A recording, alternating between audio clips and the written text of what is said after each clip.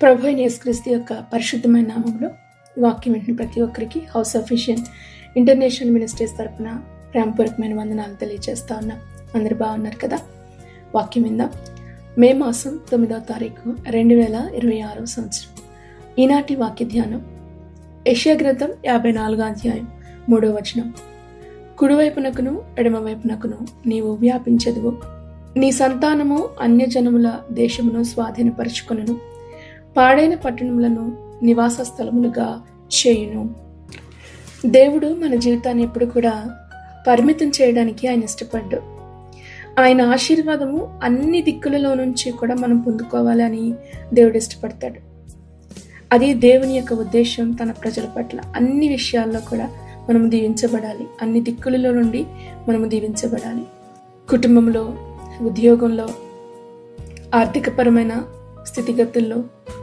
యోహాను రాసిన 3వ పత్రికలో యోహాను భక్తుడు ఇలా మాట్లాడతాడు 2వ వచనంలో, ప్రియుడా, నీ ఆత్మ వర్ధిల్లుచిన ప్రకారము నీవు అన్ని విషయములలోనూ వర్ధిల్లుచు సౌఖ్యముగా ఉండవలనని ప్రార్థించుచున్నాను. ఇది దేవుని యొక్క నియమం. మనము ఆత్మీయంగా మనం ఎదుగుతున్నప్పుడు అన్ని విషయాల్లో కూడా మనం ఎదగాలి. ఈ రోజున మనం చదువుకున్న, మనకు ప్రభు ఇచ్చిన ఈ యొక్క వచనం యెషయా గ్రంథం 54వ అధ్యాయంలో విస్తరణను గురించి దేవుడు మాట్లాడుతూ ఉన్నాడు. ఎక్స్పాన్షన్. రెండవది స్వాధీనపరచుకోవటం. మూడవది పునర్నిర్మాణం, రిస్టోరేషన్. ఈ 3 గొప్ప దైవికమైన ప్రకటనలని ఈ రోజున మనము నేర్చుకోబోతా ఉన్నాం. నీ స్థితి ఈ రోజున చిన్నదిగా ఉండొచ్చు, కానీ దేవుడు దానిని ఉన్నతమైన స్థాయికి దేవుడు తీసుకుని వెళ్తాడు. మొదటి నీ స్థితి కొంచెముగా నుండి తుదకు అది మహాభివృద్ధి చెందాలి. అలా మహాభివృద్ధి చెందలేదు అంటే గనక దానికి కారణం దేవుడు కాదు, అది నీవే కారణం అయి ఉండాలి. ఎక్కడో పొరపాటు జరుగుతుంది గనుకనే వృద్ధిలోనికి రాలేకపోతున్నాము అని మనం అర్థం చేసుకోగలగాలి.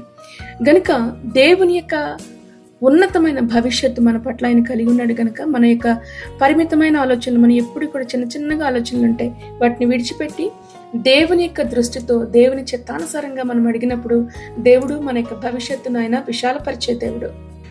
దేవుని యొక్క వాగ్దానం విస్తరణ గురించి మాట్లాడుతున్నాడు దేవుడు. యెషయా గ్రంథం 54వ అధ్యాయం 2వ వచనం, నీ గుడారపు యొక్క తెరలను నిరాటంకముగా పొడిగించుము అంటున్నాడు ఆయన. అంటే దేవుడు ముందుగా మన హృదయం విశాలపరచబడాలి అని దేవుడు ఎదురు చూస్తున్నాడు. తర్వాత మన స్థితిని దేవుడు విస్తరింపచేస్తాడు. మొదట హృదయం విశాలంగా ఉండాలి. దేవుని యొక్క ఆశీర్వాదం చిన్న గూట్లో ఉండదు. అది ఉన్నతమైన స్థలాలను స్వాధీనపరచుకోవాలని దేవుడు ఇష్టపడతా ఉంటాడు. కనుక ఈ రోజున ఈ వాక్యం వింటున్న మీరు ఒకవేళ నీ హృదయాన్ని విశాలపరచడానికి నువ్వు ఇష్టపడితే దేవుడు నీ స్థితిని ఎంత మాత్రం కూడా పరిమితి చేయడు. ఏదో ఒకదానిలోనే దేవుడు నిన్ను ఉంచాడు.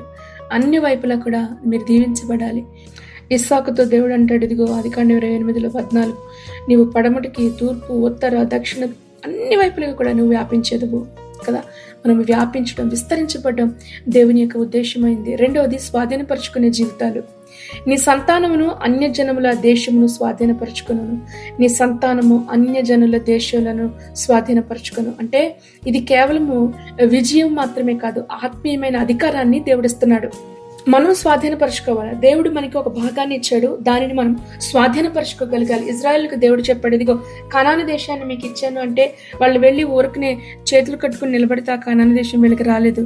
వాళ్ళు స్వాధీనం పరుచుకున్నారు, దాని మీద యుద్ధం చేశారు, దాని కొరకు కష్టపడ్డారు, ప్రయాసపడ్డారు. కనుక అనేక మంది ఈ రోజున మీ జీవితాలలో దేవుని యొక్క వాగ్దానాలు పొందుకోలేకపోతున్నారు. అంటే కారణం ఏంటంటే వాగ్దానాన్ని మీరు స్వతంత్రించుకోవటం లేదు. ప్రభువు ఇవ్వాలి అనుకుంటున్న దాన్ని మనం తీసుకోగలగాలి. అది విశ్వాసంతో మనం ముందుకు వెళ్ళగలగాలి. ప్రార్థనలో పట్టుదల కలిగి మనం ప్రార్థన చేయగలగాలి. విశ్వాసంతో దేవుని యొక్క వాగ్దానాలని నమ్మినప్పుడు భవిష్యత్తు అద్భుతంగా దేవుడు మార్చే దేవుడై ఉన్నాడు. మూడవది పాడైన వాటిని ఆయన తిరిగి పునర్నిర్మాణిస్తానంటున్నాడు ఆయన. రిస్టోరేషన్. పాడైన పట్టణంలో నివాస స్థలములుగా చేయును. దేవుడు కేవలము ఆశీర్వదించే దేవుడు మాత్రమే కాదు, తిరిగి ఆయన బాగు చేసే దేవుడు. అదే యెషయా గ్రంథం 61వ అధ్యాయం 4వ వచనంలో చాలా కాలము నుండి పాడుగానున్న స్థలములను వారు కట్టుదురు అని వాగ్దానం చేయబడతా ఉంది. పాడైపోయిన మీ జీవితాన్ని దేవుని చేతిలో ఆయన మళ్ళీ నిర్మించడానికి ప్రభు ఇష్టపడతా ఉన్నాడు. కోల్పోయిన నీ ఆశలు తిరిగి జీవంతో ఆయన నింపుతాడు. దేవుడు నీ గతాన్ని కాదు, దేవుడి నీ యొక్క భవిష్యత్తును అద్భుతంగా ఆయన మార్చగలిగిన దేవుడు. ప్రభు వారికి మీ జీవితాలను అప్పగించండి. నీ స్థలం చిన్నదిగా ఉందా, నీ జీవితం ఇరుకుగా ఉందా, దేవుడు నీ కుటుంబం నీ ఎదుర్కొంటున్న ఏదైనా సరే ఇబ్బంది, నీ స్థితిగతులను దేవుడు దీవించి విస్తరింప చేయాలని ప్రభు ఇష్టపడతా ఉన్నాడు. ఆయన నువ్వు స్వాధీనం పరచుకునబోయే ఆశీర్వాదాలు దగ్గరలోనే ఉన్నాయి. ధైర్యంతో ఉండండి. పాడైపోయిన ప్రతి స్థితిని కూడా దేవుడు తిరిగి నిర్మించాలని ప్రభు ఇష్టపడతా ఉన్నాడు.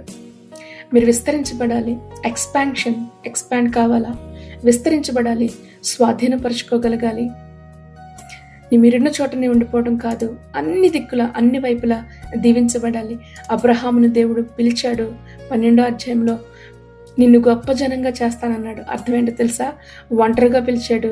తర్వాత అన్నాడు, ఇదిగో గొప్ప జన సమూహాలుగా అబ్రహాముని దేవుడు ఆశీర్వదించాడు. దేవుడు నమ్మిన జీవితాలు ఎప్పుడు కూడా విస్తరించబడతాయి. అననుకూల పరిస్థితుల్లో సహితము ప్రభు తన బిడ్డల యొక్క జీవితాలను విస్తరింపచేసే దేవుడు. స్వాధీనపరచుకున్న జీవితం ఎవరిదో తెలుసా? యోసేపుది. యోసేపు గుంటలో పడిపోయాడు, బానిసత్వానికి అమ్మివేయబడ్డాడు, చెయ్యని నేరం మోపబడి చెరసాలలో వేయబడ్డాడు. కానీ రాజ్య అధికారం వరకు కూడా హెచ్చించబడ్డాడు. ఎంత అద్భుతమైన జీవితం కదా! వాగ్దానం కలలయ్యో వచ్చినీలే, అదేదో అలా వచ్చింది ఇలా పోయింది అనుకోలేదు.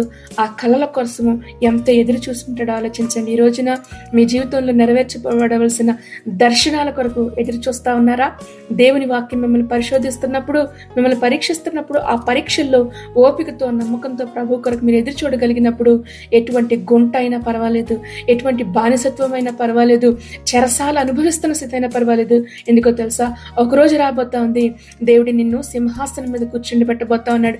అప్పుడు ప్రపంచ ప్రజలు యోసేపు దగ్గరికి వచ్చారు. యోసేపు ఆ రోజున ఫుడ్ కార్పొరేషన్ చీఫ్ గా మార్చబడ్డాడు. ప్రపంచాలకు ఆహారాన్ని పెట్టేవానిగా దేవుడు ఉన్నతమైన స్థితికి యోసేపుని హెచ్చించినట్లుగా ఈ రోజున ఎవరైతే నిన్ను అవమానపరుస్తూ దూషిస్తూ నీ బతికింతేలే అంటున్న వాళ్ళు రేపొద్దున చేతులు కట్టుకుని నీ ముందు నిలబడి నీ సహాయం కొరకు దేహి అంటూ నీ ముందు నిలబడబోతా ఉన్నారు. నమ్మగలుగుతున్నారా? దేవుని యొక్క వాగ్దానం ఎప్పుడు కూడా వ్యర్థం కాదు. నమ్మిక ఎంచండి. మీరు దేవుని యొక్క మహిమను మీరు చూడబోతా ఉన్నారు. స్వాధీనపరచుకునే ఆశీర్వాదం ఎవరు స్వాధీనపరచుకోగలిగారు? బైబిల్ గ్రంథంలో యెహోషువతో ప్రభు చెప్పాడు 1వ అధ్యాయం 3వ వచనంలో, ఇదిగో నీవు కాలు పెట్టిన ప్రతి స్థలం కూడా నేను నీకు ఇస్తానన్నాడే. ఈ రోజున మనలో అనేక మంది ఈ యొక్క వాగ్దానాన్ని పొందుకోలేకపోతున్నారు. ఎందుకో తెలుసా? మనము విశ్వాసంతో ధైర్యంతో ముందుకు సాగే ధైర్యం మనకు లేదు. కానీ యెహోషువ ఆటంకాలు వచ్చినాయి, అడ్డుగోడలు వచ్చినాయి, భయంకరమైన గోడలు, ఎరుకో గోడలు వచ్చినాయి, అడ్డుగా యోర్దాను వచ్చేసింది. అప్పటి వరకు ఉన్న మోషే దగ్గర లేడు, నాయకుడు లేడు. భారమంతా యెహోషువ మీద పడినా కానీ దేవుని వాగ్దానం పట్టుకున్నాడు, ముందుకు సాగాడు. ఆ దేశాన్ని అంతటినీ కూడా స్వాధీనపరుచుకుని 12 గోత్రాలకు తన చేతులతో పంచిపెట్టాడండి. ఈ రోజున ఒంటరిగా ఉన్నారా? అస్సలు భయపడొద్దు, ధైర్యంతో ఉండండి. ఇదిగో నీవు దీవించబడ్డమే కాదు, నీ దీవెన అనేక మందికి చూడగలిగే స్థితిలో దేవుడు మిమ్మల్ని నిలబెట్టబోతా ఉన్నాడు. మరి పాడైపోయిన స్థలాలు తిరిగి పునర్నిర్మించే దేవుడు కదా. మరి బైబిల్ గ్రంథంలో ఎవరు ఆ రీతిగా పాడైపోయిన వాటిని నిర్మించగలిగారు?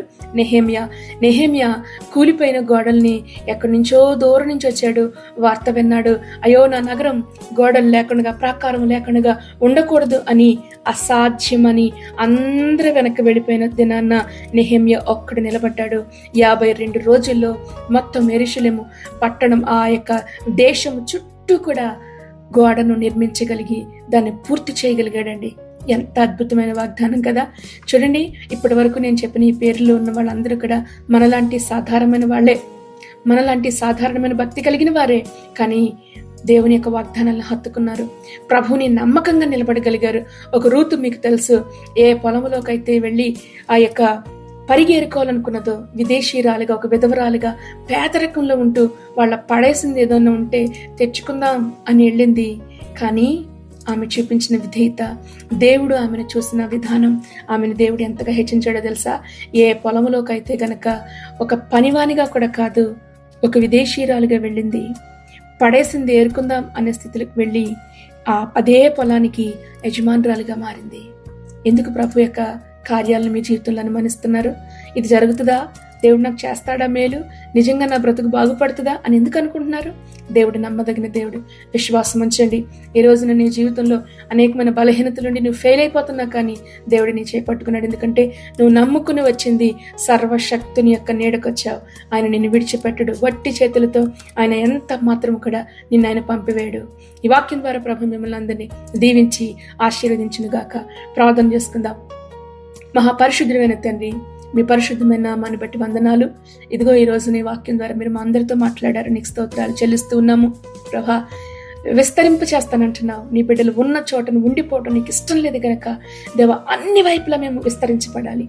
తూర్పునకు, పడమరకును, ఉత్తరమునకు, దక్షిణమునకు, సమస్తం విషయములలో కూడా దేవా నీకు వందనాలు. భూమి యొక్క నలు మూలలా ప్రభు యేసు నామములు నీ బిడ్డలు విస్తరించబడుదురుగాక. నీకు వందనాలు. స్వాధీనపరచుకునే శక్తిని దయచేయి. దేని కొరకు పోరాడుతూ ఉన్నారు యేసు నామములో నీ బిడ్డలకి అవి స్వాధీనపరచబడిన గాక అని ప్రార్థిస్తున్నాం. దేవా నీకు వందనాలు. అపజయాలు ఎదుర్కొన్న బిడ్డలకి విజయముతో ముందుకు నడిపించండి నాయన. నీకు స్తుతులు చెల్లిస్తున్నాం. చాలా కాలం నుండి పాడైపోయిన స్థలములను కట్టువారుగా నీ బిడ్డలు మార్చబడాలి దేవా. కట్టే జ్ఞానమునివ్వండి. అటువంటి నోటి శక్తిని దయచేదేవా. అటువంటి ఓర్పుతో నింపండి ప్రభా. నీకు స్తోత్రాలు. నీ దయగలిగిన హస్తాలకు ఈ వాక్యం వెంట ప్రతి ఒక్కొక్కరిని అప్పగిస్తున్నాం. బలపరచండి. నీ మహిమతో నింపి నడిపించమని అడుగుతూ ఈ దినమునకు కావలసిన ప్రతి నడిపింపును ప్రభా నీ బిడ్డలకు మీరు అనుగ్రహించండి. వెనుక నుండి వినబడే ఒక శబ్దము నీకు వినిపిస్తాను సెలవిచ్చిన దేవుడు. నీ బిడ్డలను ఆ రీతిగా నీ ఆత్మ చేత నింపి మీరు నడిపించమని చేస్తున్న ప్రతి ప్రయత్నాలను కూడా సఫలపరచండి. బిడ్డల యొక్క భవిష్యత్తును నువ్వు ఆశీర్వదించండి. అనారోగ్యంతో వారిని ముట్టండి, స్వస్థపరిచి ఆరోగ్యం ఇవ్వండి ప్రభా. వృద్ధులపైన నీ హస్తమును శాపమని అడుగుతున్నాం. ఆదరించండి. ఆదరణ లేక ఒంటరిగా ఉన్న బిడ్డలకి నీవే ఆదరించి ధైర్యపరిచి నిలబెట్టమని ఈ దినమున ప్రభా పుట్టినరోజులు, పెళ్లి రోజులు చేసుకుంటున్న బిడ్డలందరినీ కూడా దీవించండి. నీ మహిమతో నింపి నడిపించమని ఆరంభిస్తున్న ప్రతి ఒక్క నూతన ఆరంభాలను కూడా యేసు నామములో దీవించండి. నీ కృపా కనికరులు నీ బిడ్డల పైన విస్తరింప చేయమని ప్రభువైన యేసుక్రీస్తు నామములో ప్రార్థించి మీ బిడ్డలను ఆశీర్వదిస్తున్నాము తండ్రి. ఆమేన్. ప్రభువైన యేసుక్రీస్తు కృప మీ అందరికీ తోడయ్యండి నడిపించును గాక. ఆమేన్.